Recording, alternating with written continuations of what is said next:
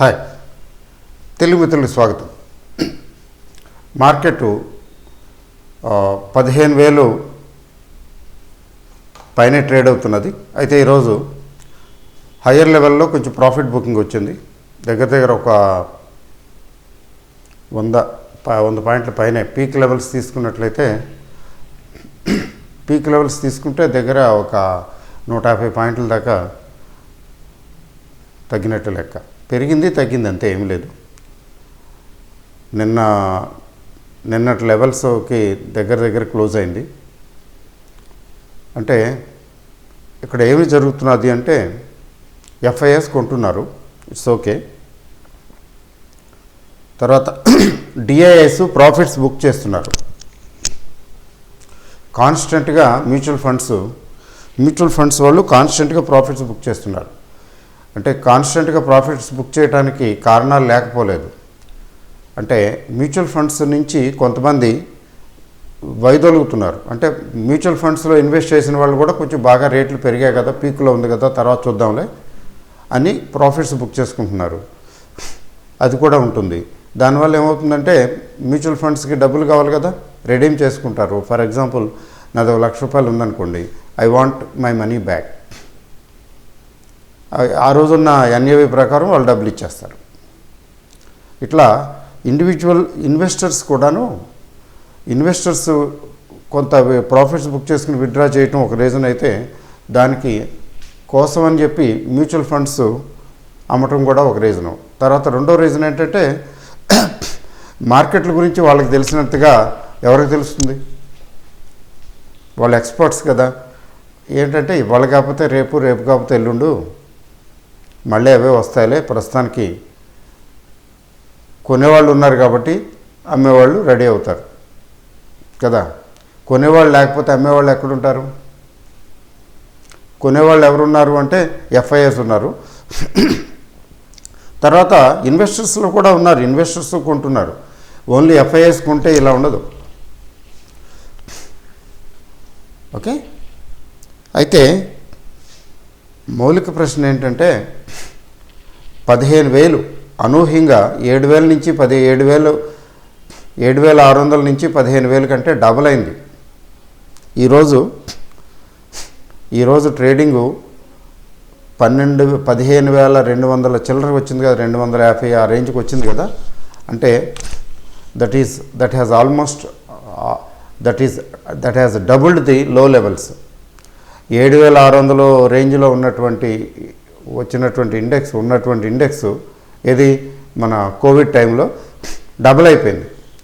ఎంత టైం తీసుకుంది అంటే 11 నెలలు, 12 నెలలు కూడా పూర్తవలా, 11 నెలల్లో డబుల్ అయింది. ఇండెక్స్ సంవత్సరం బిలో 1 ఇయర్ అంటే సంవత్సర కాలంలోనే విదిన్ 1 ఇయర్ ఇండెక్స్ డబుల్ అవటం అనేది సాధారణంగా జరగదు.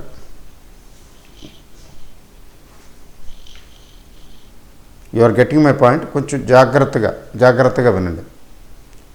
ఇండెక్స్ విదిన్ 1 ఇయర్ డబుల్ అవటం అనేది రేర్ ఫినామినా, సాధారణంగా జరగదు.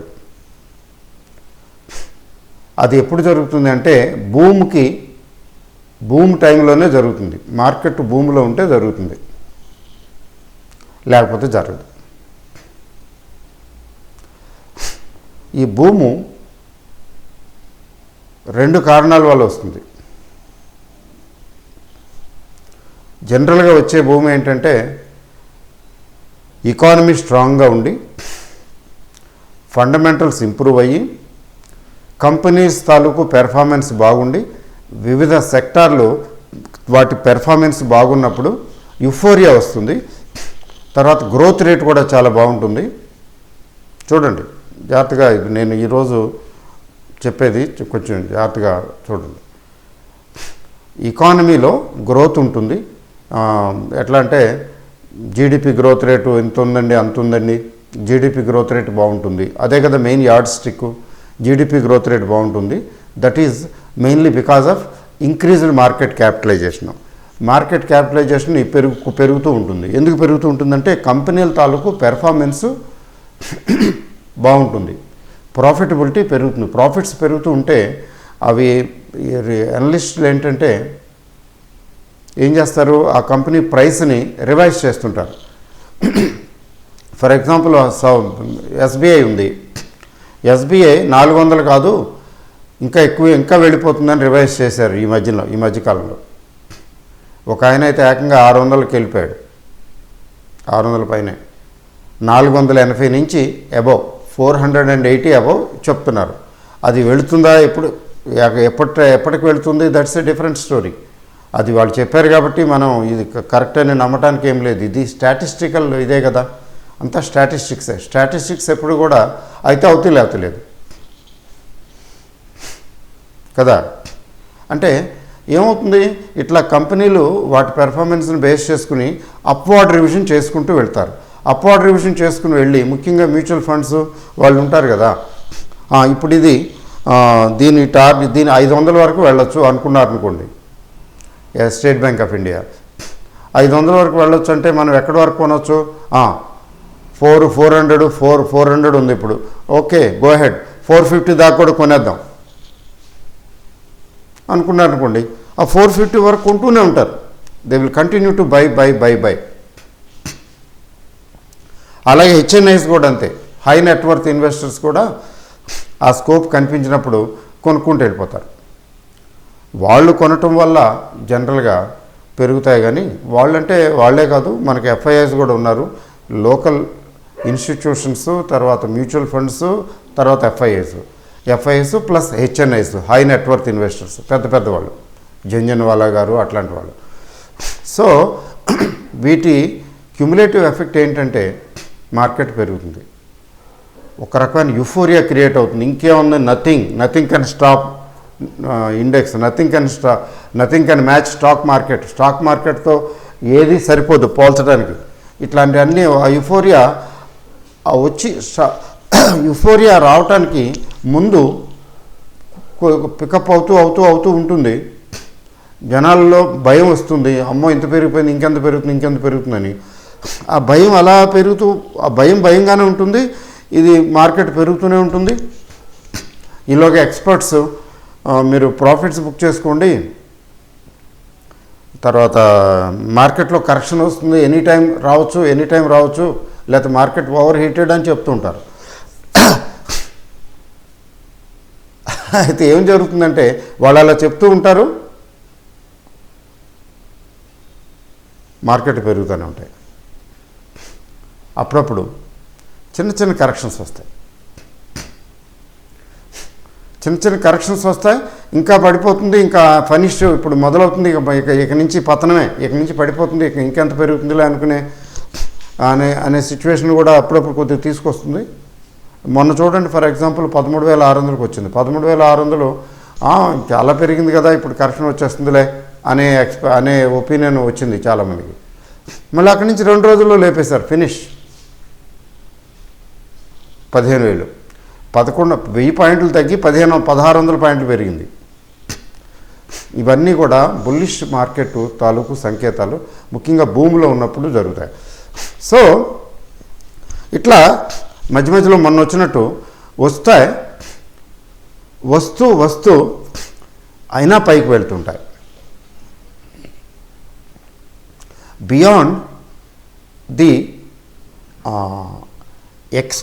Beyond the assessment of rational people. రేషనల్గా ఆలోచించే వాళ్ళు, ఎక్స్పీరియన్స్ ఉన్న వాళ్ళు ఏం చెప్తారంటే అమ్మో చాలా పెరిగిపోయింది, అసలు చూసి ఇప్పుడు ఈ రేట్లో ఉంది, ఇప్పుడా భయంకి వెళ్ళటం ఎందుకులే రిస్క్, అట్లాంటి ఒపీనియన్ తీసుకుంటూ ఉంటారు. కానీ ఇది ఎవరికి అందకుండా పట్టించుకోకుండా వెళ్ళిపోతూనే ఉంటుంది. అంటే అది వీళ్ళు రేషనల్గా ఆలోచిస్తున్నారు, మార్కెట్ ఏమో ఇర్రేషనల్గా వెళుతున్నారు. Market becomes irrational now and then. Boom పీరియడ్లో కూడా ఇర్రేషనల్గానే వెళ్తుంది, అలాగే బస్ట్లో కూడా పడిపోయేటప్పుడు కూడా ఇర్రేషనల్గా పడిపోతుంది. లక్కీగా ఏంటంటే ఈ సంవత్సరం 2 సంవత్సరాల్లో లేకపోతే అంతకన్నా ఎక్కువ నుంచి మార్కెట్ని వాచ్ చేస్తున్న వాళ్ళు, మార్కెట్ని యాక్టివ్గా చూస్తున్న వాళ్ళకి ఇదొక సువర్ణ అవకాశం. మనకి పడితే ఎలా పడుతుందో కూడా చూడటానికి అవకాశం కల్పించింది కరోనా. మరి పెరిగితే ఎలా పెరుగుతుందో కూడా అవకాశం కల్పించింది అదే కరోనా. ఇప్పుడు పెరగటం కూడా అలాగే పెరుగుతున్నది. భూము బస్టు రెండు ఒకదాని తర్వాత ఒకటి వస్తాయి. ఇప్పుడు వచ్చేసింది, టైం పట్టవలసింది తొందరగా వచ్చేసింది, అంతకని ఇంకేం లేదు. లెక్క ప్రకారం అయితే 2 ఏళ్ళు అట్లా పట్టాలి, 2-2.5 సంవత్సరాలు పట్టాలి. ఇది ఎక్సెప్షనల్ కేసు. సో ఏం చెప్పాను నేను, ఫస్ట్ ఎప్పుడు భూమి వస్తుంది అంటే మార్కెట్ అంటే కంపెనీల పెర్ఫార్మెన్స్ బాగుండి, ఎకానమీలో యాక్టివిటీ బాగుండి, తర్వాత బయింగ్ పవర్ పెరిగి, మనీ సర్క్యులేషన్ బాగా ఉండి, అంటే పర్చేసింగ్ పవర్ బాగా ఉంటేనే కదా వస్తు సామాగ్రికి గిరాకీ పెరుగుతుంది. మన దగ్గర జేబులో డబ్బులు ఉంటాయి కదా, ఈ ఆటోలో ఏమి వెళ్తానులే, క్యాబ్ బుక్ చేస్తాను, ఆ క్యాబ్ ఏంటిలే, థర్డ్ ఏసీలో ఏమి వెళ్తానులే, ఎక్కువ మంది ఉంటారు, సెకండ్ ఏసీలో వెళ్తాను, లేకపోతే ఫ్లైట్కి పోతాను, 2-3 వేలు ఎక్కువ అయితే ఏందిలే అంటే ఉన్నాయిగా డబ్బులు. అట్లా అన్నమాట. వస్తు సేవలకి డిమాండు పెరుగుతుంది. అదే భూము. అక్కడ ఇన్ఫ్లేషన్ కూడా పెరుగుతుంది. ఎందుకంటే బయింగ్ పవర్ పెరిగిపోతుంది. ఎక్కడికక్కడ ఏది అందదు.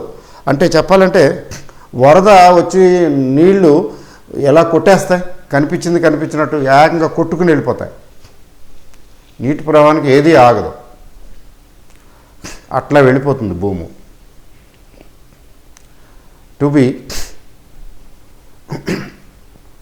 టు బి ఫ్రాంక్, ఇప్పటి వరకు వచ్చిన భూములు అలాంటివే. మేజర్గా తీసుకున్నట్లయితే 2 మేజర్గా తీసుకుందాం. 1992 ఆన్వర్డ్స్ వచ్చిన భూము, అప్పుడు వచ్చిన భూము 91-92, తర్వాత 2007 and 2008, 2007 నుంచి 2006. అది ఆ ఇండికేషను దాదాపు 1.5-2 సంవత్సరాల ముందు నుంచి మొదలవుతుంది.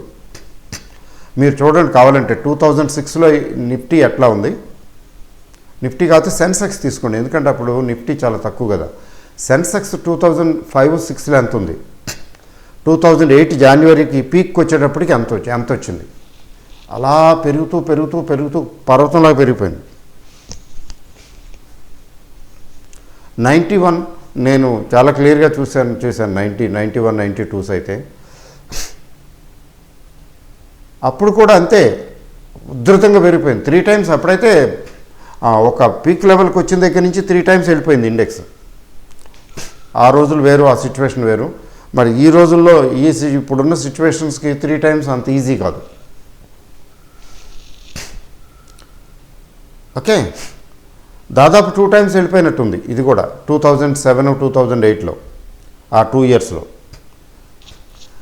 ఇప్పుడు ఆ 2 సందర్భాలు కూడా major boom conditions, boom periods తీసుకుంటే ఆ 2 సందర్భాల్లో కూడా జరిగింది ఏంటంటే గ్రోత్, ఎకానమీలో గ్రోత్ ఉంది, యాక్టివిటీ ఉంది, అంత పర్చేసింగ్ పవర్ ఉంది. అదే బీజేపీ టైంలోనే జరిగింది అది కూడా. అది గుడ్ డేస్ ఇంకా ఏం మంచి రోజులు వచ్చేసాయి అని లేపేశారు. అంటే భూములు జనరల్గా అలాగే వస్తాయి. ఆ తర్వాత యూఫోరియా తగ్గుతుంది, ఎక్కడో చోట చల్లారుతుంది కదా, మళ్ళీ నేల మట్టం మళ్ళీ తగ్గిపోతుంది, కొన్నాళ్ళు ఇబ్బంది పెడుతుంది, చాలా ఇబ్బంది పెట్టి మళ్ళీ నార్మల్ అయిపోతుంది. తర్వాత ఈ మధ్యకాలంలో నేరో రేంజ్లో మూవ్ అవుతుంది. ఒక కొంత ఆ రేంజ్ పైకి కిందకి చాలా కాలం వెళ్తుంది. వెళ్ళినప్పుడు అక్కడి నుంచి తగ్గి పెరగటం లేదా పెరిగి తగ్గటం. జనరల్గా 10-12 సంవత్సరాలకి 10 నుంచి 15 సంవత్సరాలకు వస్తుందండి ఇట్లాంటి సిచ్యువేషన్. సో ఇప్పుడు వచ్చేసింది 2008 తర్వాత 2020, అంటే 10-11 సంవత్సరాలకి 2 వచ్చేసినాయి, భూము బస్టు 2 వచ్చేసినాయి. అయితే ఈసారి వచ్చిన భూము ఇంతవరకు అన్ప్రెసిడెంటెడ్, యూనిక్. చూసారా, it defies all experts analysis. Market ఎలాంటిదంటే డైనోసార్. ఎవరో ఒక ఆయన అంటున్నాడు, మార్కెట్ డైనోసార్ లాంటిదండి, దాన్ని ఎవడు పట్టుకోగలడు, పెరుగుతుంటే దాంతోపాటు ఎటు వెళ్తే అటు తోక పట్టుకుని మనం వెళ్ళగలం కానీ ఎదురెళ్ళగలమా అని. పెరుగుతుంటే పెరుగుతుంది అనుకోవటం, తగ్గుతుందంటే తగ్గుతుంది అనుకోవటం, అంతే. దాన్ని మనం నిర్దేశించలేము, ఎవరు దాన్ని అరికట్టలేరు. మన స్థాయికి మించింది మార్కెట్ అని, అది కరెక్టే. సో ఇప్పుడు వచ్చిన మార్కెట్ చాలా యూనిక్. ఇప్పుడు వచ్చినటువంటి భూము, ఇలాంటి భూమి ఇంతకుముందు ఎప్పుడు రాలేదు భారతదేశ క్యాపిటల్ మార్కెట్ చరిత్రలో. మన మార్కెట్ చరిత్ర అంతా కలిపి ఎంతండి, 30 ఇయర్స్, 30 మ్యాక్సిమం 40 ఇయర్స్. అంటే 19 నుంచి తీసుకోండి, అదొక 10, ఇదొక 20, 30. మన స్టాక్ మార్కెట్ చరిత్ర అంతా 30-35 ఇయర్సే. అంతకుముందు ఏదో మార్వాడీలు వాళ్ళు వీళ్ళు అక్కడ వెస్ట్రన్ బెల్ట్లో కొంతమంది ఆడుకునేవాళ్ళు అంతే. స్టాక్ మార్కెట్లు నడిచాయి, కానీ స్టాక్ మార్కెట్ అంటూ ఇదైంది లాస్ట్ 30-35 ఇయర్స్లోనే. So I'm really fortunate to see the beginning. అంటే ఆ బిగినింగ్, ఆ టైం నుంచి ఇప్పటి వరకు చూస్తూ వచ్చినటువంటి అవకాశం కలిగింది నాకు, అంతే. అంతకనేం లేదు. నా ఏజ్ గ్రూప్ వాళ్ళకి అదొక అవకాశం, అంతే. అయితే ఇప్పుడు వచ్చింది మార్కెట్, ఇప్పుడు వచ్చిన భూమి ఏంటి, గ్రోత్ ఉందా, లేదు. గ్రోత్ వస్తుంది అనేది ఆశ ఉంది, అంతే. ఎక్స్పెక్టేషనే, అది కూడా ఎక్స్పెక్టేషన్ భయంకరంగా. ఎకానమీలు ఇక్కడ ఇండియన్ ఎకానమీ కాదు, వరల్డ్ ఎకానమీస్ అన్నీ దెబ్బతిన్న సందర్భంలో ఇక్కడ గ్రోత్ లేదు, గ్రోత్ ఎక్స్పెక్టేషన్ ఉంది, అంతే. ఆ గ్రోత్ రావటానికి ఇప్పుడు మీకు జీడిపి 10% అంటున్నారు, 8%, 10% అంటున్నారు. అసలు జీరో లెవెల్లో ఉన్నాం మనం ఇప్పుడు. జీడిపి మైనస్లో ఉన్నాం చెప్పాలంటే. కిందటి క్వార్టర్ వరకు మైనస్ గ్రోత్. జనరల్గా అలా జరగదు, అలా జరిగింది ఈసారి. మైనస్ నుంచి పాజిటివ్లోకి వస్తాము. పాజిటివ్లోకి 3%, 4% వచ్చాం అనుకుందాం. మళ్ళీ అక్కడ 4% నుంచి 6, 7, 8, 9, 10కి వెళ్ళాలి. అంటే ఎంత టైం పట్టవచ్చు? మనం ఊరికే మ్యాథమెటికల్గా క్యాల్కులేషన్ వేయొద్దు, కానీ ఇట్ టేక్స్ టైం. 1 ఇయర్లో మాత్రం జరగదు కదా, 1 ఇయర్ దాటాలి కదా, కనీసం మోర్ దెన్ 1 ఇయర్ కదా. అంటే దాన్ని ముందుగానే డిస్కౌంట్ చేసి ఎక్స్పెక్ట్ చేసి కొంటున్నాం కదా. ఎవరు కొంటున్నారు? మీరు, నేను కాదు. యాక్చువల్గా కొంటున్నది FIIs ఎక్కువ కొంటున్నారు.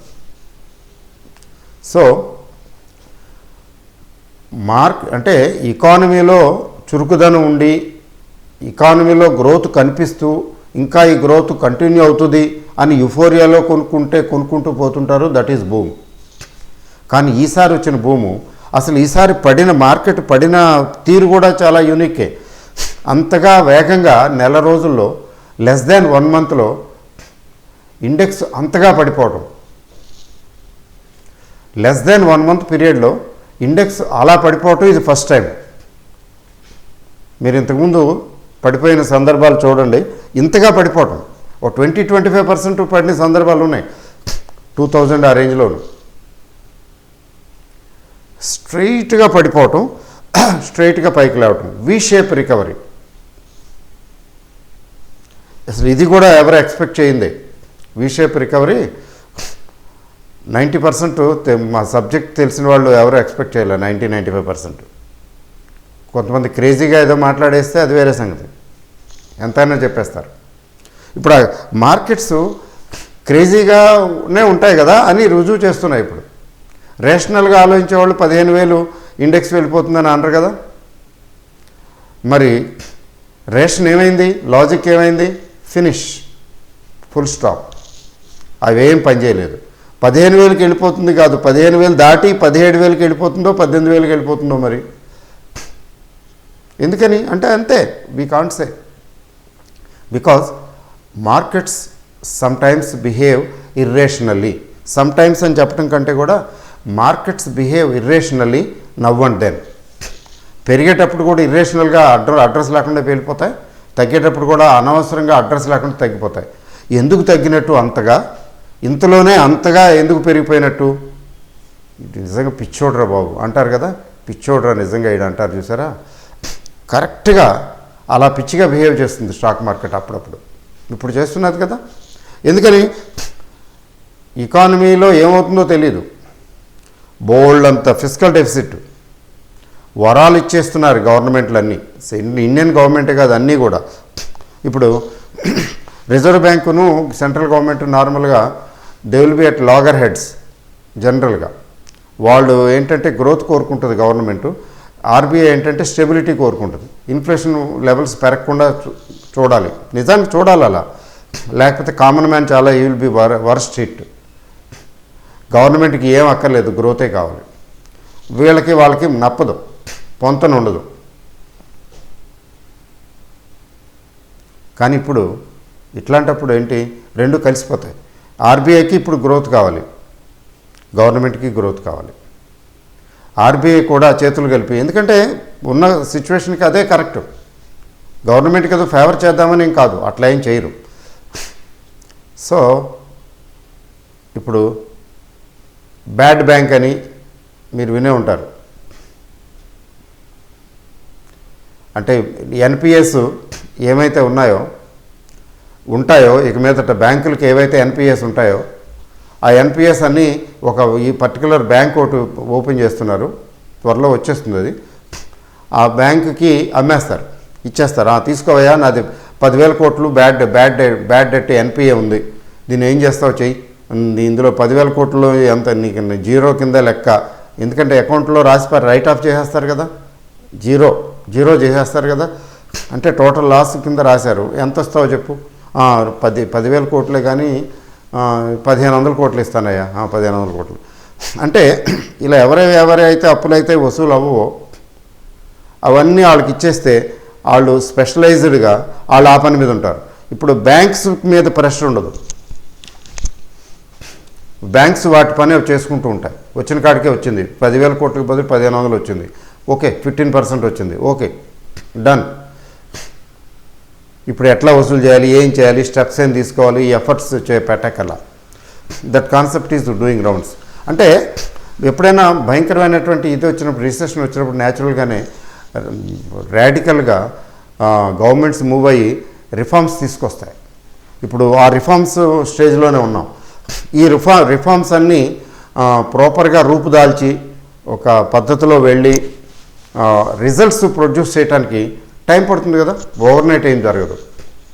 ఈలోగా పెంచేస్తున్నారు మార్కెట్లో. అంటే there is a lot of liquidity chasing the markets and the expectations are very very high.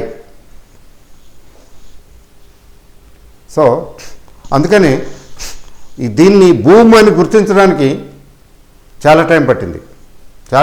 అంటే ఫర్ ఎగ్జాంపుల్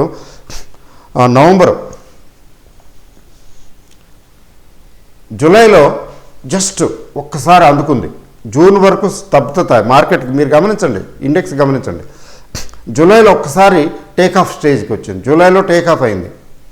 టేక్ ఆఫ్ అయినంత మాత్రాన వన్స్ వ్యాలో డజంట్ మేక్ సమ్మర్ అంటారు కదా. టేక్ ఆఫ్ అయినంత మాత్రాన ఇంకా అక్కడి నుంచి పెరిగిపోతుందని ఎవరో ఎక్స్పెక్ట్ చేయరు కదా. దేవుళ్ళు వెంట మనం. కానీ ఆ జూలైలో తీసుకున్న take off August, September, October, November కంటిన్యూస్గా పైకి రాకెట్ స్పీడ్లో, జెట్ స్పీడ్లో వెళ్ళిపోవటం అప్పుడు అర్థమైంది. ఎప్పుడు అర్థమైంది? వీఆర్ ఇన్ బూమ్ అనేది నవంబర్లో అర్థమైంది కొద్దిగా. అందుకనే కదా అంతకుముందు బేర్ మార్కెట్ అని మాట్లాడేవాళ్ళం, నేను కాదు అందరూ. బేర్ మార్కెట్ ఏమైంది? బుల్ మార్కెట్ అయింది లైట్గా. ఇది జూలై నుంచి బుల్ మార్కెట్లోకి ఎంటర్ అయింది. నవంబర్ నుంచి బూమ్ అయిపోయింది. అది బుల్ మార్కెట్కి బూమ్కి తేడా ఉంది. భూమిలో ఏంటంటే మార్కెట్ చాలా క్రేజీగా పనిచేస్తుంది, క్రేజీగా పరిగెడుతుంది, లేదా క్రేజీగా పడిపోతుంది. భూములో అయితే క్రేజీగా పరిగెడుతుంది, బస్ట్ అయితే క్రేజీగా పడిపోతుంది, పిచ్చిగా పడిపోతుంది. సో బుల్ మార్కెట్ అన్నది జూలై తర్వాత కనిపించింది. బూమ్ అన్నది నవంబర్ నుంచి కనిపించింది. అంతకుముందు మన దగ్గర ఎలాంటి ఆధారాలు లేవు చెప్పడానికి ఇది మనం భూమిలో ఉన్నామండి అని. అందుకనే కదా ఆ భూము నవంబర్ నుంచి గుర్తుపెట్టాం కదా. అందుకని మీరు గమనించండి, ప్రీవియస్ వీడియోస్ ఎక్కడైనా చూడండి. నేను వాడిన పదం భూము ఆచితూచే వాడాను. తర్వాత చాలామంది మధ్య మధ్యలో అమ్మో క్రాష్, ఈ క్రాష్, ఆ క్రాష్ అంటుంటే నాకైతే క్రాష్ ఎక్కడా కనిపించలేదు. నవంబర్ తర్వాత కనిపించలేదు. ఎందుకంటే భూమి తాలూకు లక్షణాలు కనిపించాయి. అందుకని నేను భూమి పెరుగుతుందని అన్నాను, కానీ రేపు పడిపోతుంది, ఎల్లుండి పడిపోతుందని అనలేదు. ఓన్లీ ప్రాఫిట్స్ బుక్ చేసుకోమని నేను చెప్పాను. ఇప్పటికీ చెప్తూనే ఉన్నాను. ఎందుకని ప్రాఫిట్స్ బుక్ చేసుకోవాలంటే మార్కెట్స్ మనం ఎంత ప్రాపర్గా అనలైజ్ చేసి క్రిస్టలైజ్ చేసి ప్రిన్సిపల్స్ మార్కెట్ మూమెంట్ని మానిటర్ చేద్దామని ప్రయత్నించినా అది మన చెప్పు చేతుల్లో ఉండదు. అన్సర్టనిటీ డైనమిక్ స్టాక్ మార్కెట్ పెరుగుతుంది, భూమిలో ఉంది, ఇంకా పెరిగే అవకాశం ఉంది అనేది 12,000 నుంచి 13,000కి వచ్చినప్పుడే అర్థమైపోయింది. సునాయాసంగా 12,400 క్రాస్ ఎప్పుడైందో కూడా తెలియలేదు, 13,000కి వచ్చేసింది. అక్కడ 13,000 దగ్గర ఆగటం లేదు అంటే అర్థం ఏంటి? Yes, we're in boom, but it doesn't mean that we should be carried away by this. మధ్యలో కొంచెం స్మాల్ ప్రాఫిట్స్ బుక్ చేసుకుని ఆచితూచి వెళ్తూ ఉండాలి కేర్ఫుల్గా. ఎందుకని పీక్ లెవెల్స్లో ఎప్పుడైనా ఏదైనా జట్కా తగిలితే మనం చాలా నేను అయ్యో ప్రాఫిట్లు బుక్ చేసుకోలేకపోయాను, అయ్యో వదిలేశాను, సగం అయిపోయినాయి, 1/4 అయిపోయింది, 1/3 అయిపోయింది అంటారు. ఈ భూమి తర్వాత జరుగుతుంది అది. అయితే ఇమీడియట్గా జరుగుతుందంటే ఇంకా పెరిగిన తర్వాత జరగవచ్చు. ఇంకా 30-40% పెరిగిన తర్వాత పడిపోయింది అనుకోండి, ఏమవుతుంది? ఏం కాదు. అంటే 30 రూపాయలది 100 రూపాయలు అయ్యి 100 నుంచి 60కి వచ్చేసింది అనుకోండి, ఏమవుతుంది? 30ది 60 అవుతలా, లేదా అట్లీస్ట్ 30ది 40కి వస్తే 30 నుంచి 100కి వెళ్ళింది, 100 నుంచి 40కి వచ్చింది లెటర్సే. కానీ ఒరిజినల్ 30తో పోలిస్తే అది 10 రూపాయలు అక్కడికి ప్రాఫిట్ కనపడుతూనే ఉంది. బట్ ఆ 100 రూపాయలు భయంకరంగా రోజు మదన పడేలా చేస్తుంది. 100కి వెళ్ళింది అమ్మలేదు, 100కి వెళ్ళింది అమ్మలేదు, ఇప్పుడు 40కి వచ్చేసింది. రోజుకి ఇంకా రికవర్ అవుద్దామని చూడటం, అలా తగ్గుతూ 40కి రావటం, అది వర్ణనాతీతం. ఆ బాధలన్నీ పడ్డాం కదా, అన్నీ చూసాం, పడుతున్న వాళ్ళని చూసాం, పడ్డాం. అందుకని విజ్ఞత ఏం చెబుతుందంటే కొద్దిగా ప్రాఫిట్స్ బుక్ చేసుకుని ముందుకెళ్ళండి. మొత్తం అంతా అమ్మేసుకుని ప్రశాంతంగా కూర్చోవటం, కుండబోర్లు అంతా తినేసేసి బోర్లించుకోవటం కాదు. అది విజ్ఞత. ఎందుకంటే because we don't know. Even though we're sure that we're in a boom market, even though we're sure that it is likely to move up further, it is sure to move up further అని ఎవరిని చెప్పమని చూద్దాం. నేనే కాదు, ఈ ప్రపంచంలో ఎవరు చెప్పలేరు. అలా చెప్పకూడదు కూడా మార్కెట్ గురించి. స్టాక్ మార్కెట్ ఎవరు చెప్పు చేతుల్లో ఉండదు.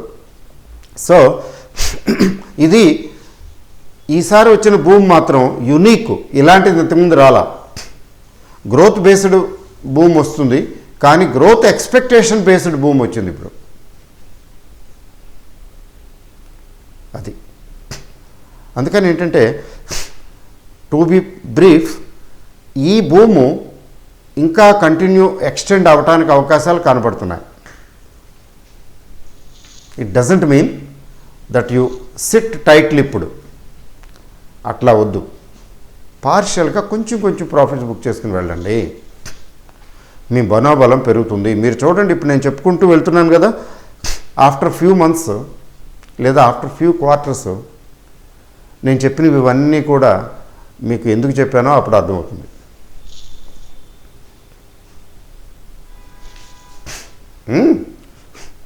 So this boom is likely to continue. For example, ఈరోజు చివరిలో కొంచెం సెల్లింగ్ వచ్చింది, ప్రాఫిట్ బుకింగ్ వచ్చింది.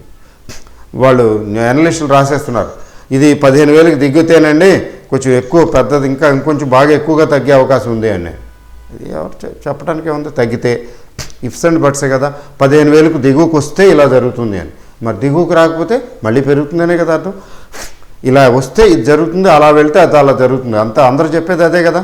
కానీ ఎవరైనా చెప్పగలరా ఇది 15,000 కంటే దిగుతుంది అని కానీ 15,000 కంటే ఇక దిగదు అని కానీ ఎవరైనా గట్టిగా చెప్పగలరా? ఏమి చెప్పలేం. అయితే ప్రాబబిలిటీ ఏంటంటే ఇప్పుడున్న ట్రెండ్ ప్రకారం ఏమాత్రం తగ్గినా మళ్ళీ బయింగు వచ్చేస్తుంది. Because we are still in boom. Boom అనేది 2 నెలలు, నెల, 2 నెలలు, 3 నెలలతో ఆగిపోదు. నిజంగా అది భూమి అయితే, ఇది భూమి అయితే, భూమి అని నేను నమ్ముతున్నాను. ఇదే నిజంగా భూమి అయితే ఇంత తొందరగా ముగియదు. మధ్య మధ్యలో కరెక్షన్స్ వచ్చినట్టు వచ్చి చిన్న చిన్నవి వచ్చిపోయి ఫైనల్గా ఇంకా వెళుతూనే ఉంటుంది. ఎక్కడి వరకు వెళుతుంది అనేది ఎవ్వరూ అంచనా వేయద్దు, వేయవలసిన అవసరం లేదు, వేయలేము కూడా. ఎంజాయ్ చేయండి ప్రాఫిట్స్. ఈరోజు నేనేం అమ్మాలి, ఏమైనా ఉందా అమ్మటానికి, కొంచెం అమ్ముతాను, లేదులే కొంచెం ఈరోజు ఏంటి వీక్గా ఉంది మార్కెట్లో సెల్లింగ్ వచ్చింది, అయితే వెయిట్ చేస్తాను అని వెయిట్ చేయటం, మళ్ళీ అది రికవర్ అయిపోతుంది, మళ్ళీ పైకి వస్తుంది. 10 రూపాయలు తగ్గుతుంది, 15-20 రూపాయలు పెరుగుతుంది, మెల్లిగా అందుకుంటుంది, మళ్ళీ వచ్చేస్తుంది ఆ లెవెల్కి. మళ్ళీ వచ్చిందా, అక్కడి నుంచి మళ్ళీ వెళుతుంటే సరే ఇప్పుడు ట్రై చేస్తాను, ఇప్పుడు కొంచెం అమ్ముతాను, అట్లా అనమాట. కంగారుగా ప్రాఫిట్ బుక్ చేయవలసిన పరిస్థితి లేదు. కొద్దిగా స్లో అండ్ స్టడీగా ప్రాఫిట్స్ బుక్ చేసుకోవాలి కొద్దిగా. ఎందుకంటే boom is likely to continue further. I'm not expecting any crash as such. ఎందుకంటే క్రాష్ రావాల్సినంత మెచ్యూరిటీ లేదు, ఇంకా రాలా. అది నా అవగాహన, నేను చూసిన మార్కెట్ని బట్టి నాకు అర్థమైంది. ఫైనల్గా కంక్లూషన్ ఇచ్చోండి. FIIs buying at record levels. Last 5 ఇయర్స్లో ఇది రికార్డ్ అట. ఈ క్వార్టర్లో ఇంతగా ఎఫ్ఐఐస్ లాస్ట్ 5 ఇయర్స్లో ఎప్పుడు కొనలేదట. రికార్డ్ అని హోరెత్తిస్తున్నాయి న్యూస్ పేపర్స్ లేకపోతే వెబ్సైట్స్. నిజం. That is the reason why we have got the boom. వాళ్ళు అస్సలు అడ్డు ఆపు లేకుండా కొనుక్కెళ్ళిపోతున్నారు అంతే, వెనక ముందు చూడటం లేదు. ఇదేంటి కంపెనీ, బజాజ్ ఎలక్ట్రికల్స్, దీని ప్రోడక్ట్ ఏంటి, దీని స్ట్రెంగ్త్ ఏంటి, వీక్నెస్ ఏంటి, మీరు రానున్న 5 ఇయర్స్ 10 ఇయర్స్లో ఎలా ఉండగలదు. చాలా లాంగ్ టర్మ్ పర్స్పెక్టివ్ తోటి వెళ్తారు సుమా ఎఫ్ఐఐస్. షార్ట్ టర్మ్ చేసేవాళ్ళు ఉంటారు కొంచెం షార్ట్ టర్మ్గా, బట్ మ్యాక్సిమం ఏంటంటే వాళ్ళకి తెలుసు లాంగ్ టర్మ్ ఇన్వెస్ట్మెంటే శ్రీరామ రక్షణ. లాంగ్ టర్మ్ ప్లాన్ చేసుకుంటారు కదా, వాళ్ళు పునాదులు వేసుకుంటూ వెళ్ళిపోయారు అంతే. జూన్ జూలై నుంచి ప్రాపర్గా ఒక అండర్స్టాండింగ్కి వచ్చారు. ఇది కొట్టి ఈ ఇండియన్ మార్కెట్లో కొనిపారేయండి. వరల్డ్లో ఇండియన్ స్టాక్ మార్కెట్ పెరిగినంతగా ఏ మార్కెట్ పెరగటంలా. మిగిలిన మార్కెట్లు రికవర్ అయినాయి, ఇండియన్ మార్కెట్లో బూమ్ వచ్చింది. రికవరీ మీద కొద్దిగా బుల్ రన్లోకి వచ్చాయి అంతే. Recovery plus some bullishness. కానీ Indian market recovery to bullishness to boom, ఒక మార్క్ ఎక్స్ట్రా కొట్టేసింది. ఎక్కడో చదువుతున్నాను, చైనా 2% ఎంతో వచ్చింది చైనాలో, సింగపూర్ ఇంకా తక్కువ, మరి అమెరికా కొంచెం వచ్చింది, అమెరికాలో వచ్చింది నేను కొద్దిగా. హయ్యెస్ట్ ఏ కంట్రీకి వచ్చింది, ఏ మార్కెట్ ఏదో వచ్చిందండి, హయ్యెస్ట్ ఎవరంటే 6% ఎంతో వచ్చింది.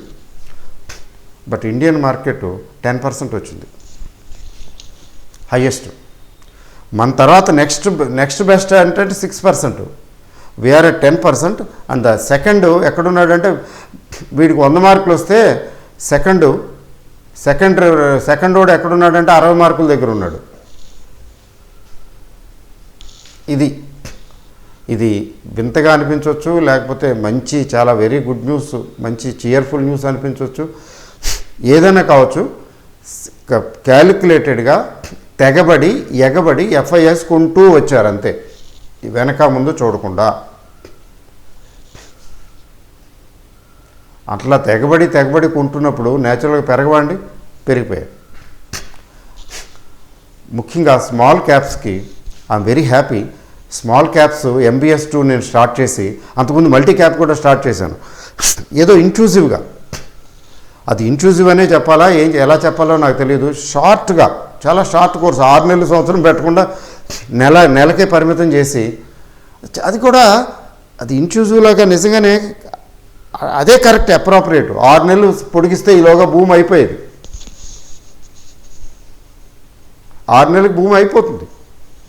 ఇంకో 6 నెలలకి ఏముంటుంది, ఇంకెంత ఉంటుంది, ఇంకో 6 నెలలు 3 నెలలు.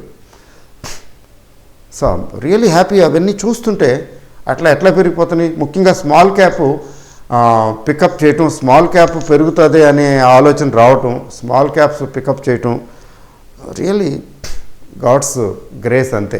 మన గొప్పతనం, నా గొప్పతనం, మీ గొప్పతనమే కాదు. మీరేదో జాయిన్ అయ్యారు, 2000 3000 కట్టి ఏదో కొనుక్కున్నారు. అవేమో 40%, 50%, 100%, మరీ నెలల్లోనే 50%, 100%. అదంతా భగవంతుడి ఆశీర్వాదం అంతే. మన మీద ఆయనకున్న దయ, అంతకన్నా ఏం లేదు. బట్ నాకు ఆలోచన కలగటం, నేను అలా ప్లాన్ చేయటం, అలా చేయటం, అదంతా కూడా ఆయన హిజ్ గ్రేస్ అంతే, not my merit. But I'm happy, I'm able to do it. అంటే గాడ్ ఈజ్ డూయింగ్ త్రూ మీ, అంతే, అంతకనే ఏం లేదు. సో ఈ భూము ఇంకా కొంతకాలం ఇంత తొందరగా మెచ్యూర్ అయిపోలేదు అని నాకు అనిపిస్తున్నది. ఇంకా టైం ఉంది, ఇంకా ముందుకెళ్తుంది. ఆ ముందుకెళ్ళినప్పుడు ఈసారి ఇండెక్స్ కంటే కూడా మిడ్ క్యాప్స్, స్మాల్ క్యాప్స్ ఇంకా ముందుకెళ్ళే అవకాశం కూడా ఉంది. అయితే విత్ ఏ కాషన్ ఏం చేయాలి మనం? ఎక్కడన్నా ఇది పెరగలేదు, సెలెక్టివ్గా ఉంది, ఇది పెరగటానికి అవకాశం ఉంది, పర్వాలేదు అనుకుంటే అట్లాంటివి అంతగా పెరగనివి పర్వాలేదు, ట్రై చేయొచ్చు. బాగా పెరిగిన వాటిల్లో, పెరుగుతున్న వాటిల్లో స్లైట్గా ప్రాఫిట్ బుక్ చేసుకుని వెళ్తాం. ఏమో మనం దేవుళ్ళమా, ఇంకా పెరుగుతుందని అనుకుంటున్నాం. ఒకవేళ పెరగకపోతే, అక్కడ ఆగిపోతే మనం ఆగిపోతాం కదా. అందుకనే ప్రాఫిట్ బుక్ చేసుకోవాలి. పెరుగుతుంది అయినా ప్రాఫిట్ బుక్ చేసుకోవాలి. తర్వాత కంక్లూషన్ ఏంటంటే,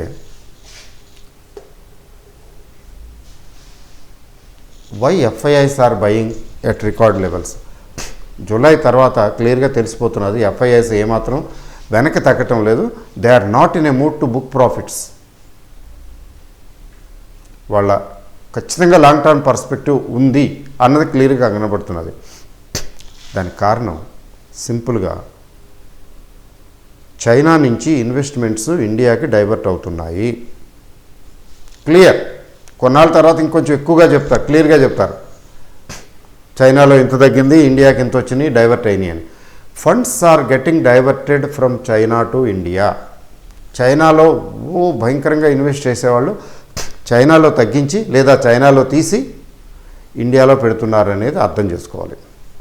తర్వాత మరి మన ఉన్న గవర్నమెంట్ కూడా స్టేబుల్ గవర్నమెంట్ కదా, ఇంకా 2-3 ఏళ్ళు ఉంటుంది కదా, అది కూడా ఒక రీజను. ఇది గవర్నమెంట్ పొలిటికల్గా ఏమీ ఇబ్బంది లేదు, ఇన్స్టెబిలిటీ లేదు. తర్వాత ఈజ్ ఆఫ్ డూయింగ్ బిజినెస్ అని, రిఫార్మ్స్ అని గవర్నమెంటు యాక్టివ్గా ఉంది. Proactive government. చూసారా, ఒకటి ప్రోయాక్టివ్ గవర్నమెంటు, 2 ఉన్న పరిస్థితులు భౌగోళికంగా కానీ ఇక అదర్వైజ్ కానీ తీసుకుంటే చైనాకి ఇండియాయే ఆల్టర్నేటివ్. ఎందుకంటే మ్యాన్ పవర్ ఇక్కడ చీప్ కదా, చైనా లాగా. స్కిల్ ఇక్కడ ఉంది చాలా వరకు. So India is resourceful, China is also resourceful. కానీ కరోనా పుణ్యమాని చైనాకి బదులు ఇండియాని ప్రత్యామ్నాయంగా చూడటమే కారణం. ఆ కారణం చేత అక్కడ పెట్టడం మానేసి ఇక్కడ పెడుతున్నారు. ఇన్ని లక్షల కోట్లు అండి వాళ్ళ దగ్గర ఉన్నాయి. ప్రపంచం దగ్గర ఎంత డబ్బు ఉంది, అందులో స్మాల్ పోర్షన్ వచ్చి ఇండియా మార్కెట్లోకి వచ్చి కొంటే సరిపోదా? That is what happening. మొత్తం అంతా ఏం కొనేస్తున్నారేంటి? Small portion of the universal wealth. యూనివర్స్లో ఉన్న వెల్త్లో స్మాల్ టైనీ పోర్షను అటు వెళ్ళటానికి బదులు ఇటు వస్తున్నది అంతే. ఇటు వచ్చింది, ఇటు వస్తున్నది. అందుకని ఈరోజు ఏదో ఒకటి ఏదో కొంటూనే ఉన్నారు, పెరుగుతూనే ఉన్నారు. ఒకవేళ పెరగకపోయినా మధ్యలో అయినా కొంచెం 4 రోజులు వారం రోజులు ఆగిపోతే చూడండి, లాస్ట్ జనవరిలో కొంచెం స్లో అయ్యారు, వెయిట్ అండ్ వాచ్ లాగా. జనరల్గా కొంచెం హాలిడేయింగ్ మూడ్ వాళ్ళది. జనవరిలో స్లో అయ్యారు, వీళ్ళు మనోళ్ళు పడేశారు కంగారు పడిపోయి, మళ్ళీ ఫినిష్, మళ్ళీ అందుకుంది. బడ్జెట్ చాలా బాగుంది, అందుకని బడ్జెట్లో పెరిగిందని అనుకోకండి. బడ్జెట్లు ఇంతకన్నా బాగున్న రోజుల్లో కూడా పెరగని సందర్భాలు ఉన్నాయి. బడ్జెట్ ఒక వంక మాత్రమే. యాక్చువల్గా ఏంటంటే ఈ ఎకానమీలో పెట్టాలి ఇన్వెస్ట్మెంటు అనేది డిసైడ్ చేసుకున్నారు, పెట్టేస్తున్నారు అంతే. This is a major reason. So that's why the index is picking up amazingly. ఇంకా పికప్ అవ్వదని ఏం లేదు, ఇంకా కొంతకాలం పరిగెట్టే అవకాశం ఉంది. ఇంకొక అడ్వాంటేజ్ ఇండియాకి ఏమొచ్చింది, సెకండ్, ఇది ఫార్మా హబ్ అయిపోయింది ఇండియా. ఇప్పుడు వ్యాక్సిన్ అంటున్నారు, వ్యాక్సిన్ ప్రపంచంలో ఉన్న దాదాపు అన్ని దేశాలు ఎఫెక్ట్ అయినాయి కదా. ఏదైనా ఎఫెక్ట్ అవ్వని దేశం కూడా సరే ఎందుకు వచ్చిందిలే రిస్క్, మాకు కూడా ఇవ్వండి వ్యాక్సిన్, మేము కూడా వేసేసుకుంటాం, తర్వాత ఎప్పుడు ఇవాళ రాకపోయినా రేపు మళ్ళీ ఎప్పుడైనా వస్తుందేమో. ఇప్పుడు ఏ particular country or nation cannot sit in isolation, cannot live in isolation. ప్రపంచం అంతా వ్యాక్సిన్ వేసేసుకుంటుంటే మాకు అక్కర్లేదండి, మా వ్యాక్సిన్తో పని లేదు, మాకు ఈ రోగం రాదండి అని కూర్చుంటారు ఎవరైనా? అంత ధైర్యం ఎవరైనా చేస్తారా? 10 నిద్రించుచుండా ఏదో చెప్తారు కదా పద్యం, 10 మంది నిద్రపోతుంటే ఒకడు మెలకుగా ఉండకూడదు అంటారు. ఉంటే అన్నీ అనర్థాలే అని. వాడు పడుకుంటాడు, వాడికి నిద్ర రాకపోయినా కనీసం ఒత్తికెళ్తాడు అంతే, చేరబడతాడు, కాసేపు కళ్ళు మూసుకుని ఉంటాడు. నిద్ర రావటం లేదైనా కళ్ళు మూసుకుని ఉంటాడు, అంతేగాని లేచి కూర్చుని ఇటాడు తిరగడం. అందరూ పడుకుని ఉంటే రాత్రిపూట ఒక్కడే లేచి తిరగడం. అలాగే ప్రపంచం మొత్తానికి వ్యాక్సిన్ కావాలి. శరవేగంగా వ్యాక్సిన్ తయారు చేయగలిగినటువంటి ఫెసిలిటీసు ఇండియాకు ఉన్నట్టు ఎక్కడా లేవు. చైనాకు లేవని నేను అన్నగాని కొంచెం చైనా వెనుకంజ వేస్తున్నది ఈ విషయంలో. చైనా కంటే మనం ముందున్నాం, ఫార్మాలో చాలా ఫాస్ట్ మనం. We have pharma advantage and we have IT advantage also. మన వాళ్ళు ఇక్కడెక్కడ మన వాళ్ళు అందరూ ఐటీయే కదా, చదువుకున్న ప్రతి వ్యక్తి ఐటీఏ. ఇంజనీరింగ్ చేయటం ఐటీ, ఏ ఇంజనీరింగ్ అయినా పర్వాలేదు, సివిల్, మెకానికల్, మెటలర్జికల్ ఇష్టం, ఏదైనా కానీ ఏంటయ్యా నీ గోల్ ఏంటయ్యా అంటే ఐటీ. ఈ కరోనా వల్ల ఈ ఐటీకి స్కోప్ కూడా ఎక్స్పాండ్ అవుతున్నది, గమనించారా?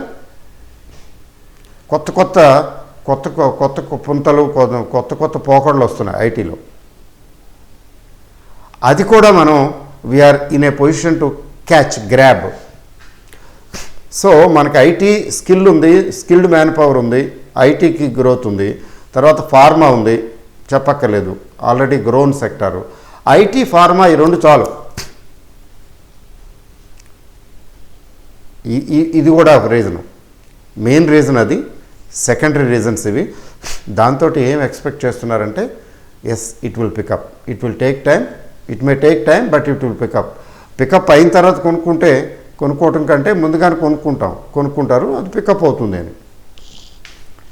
దాని తాలూకు benefit entire nation is getting that benefit. ముఖ్యంగా స్టాక్ మార్కెట్లో ఇన్వెస్ట్ చేసిన వాళ్ళకి డైరెక్ట్గా వచ్చేసింది.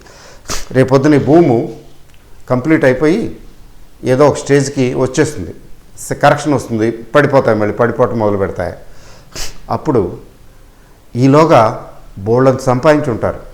మీరు నేను కాకపోయినా పెద్ద వాళ్ళు బాగా పెద్ద స్థాయిలో చేసిన వాళ్ళు పెద్దగా సంపాదిస్తారు కదా.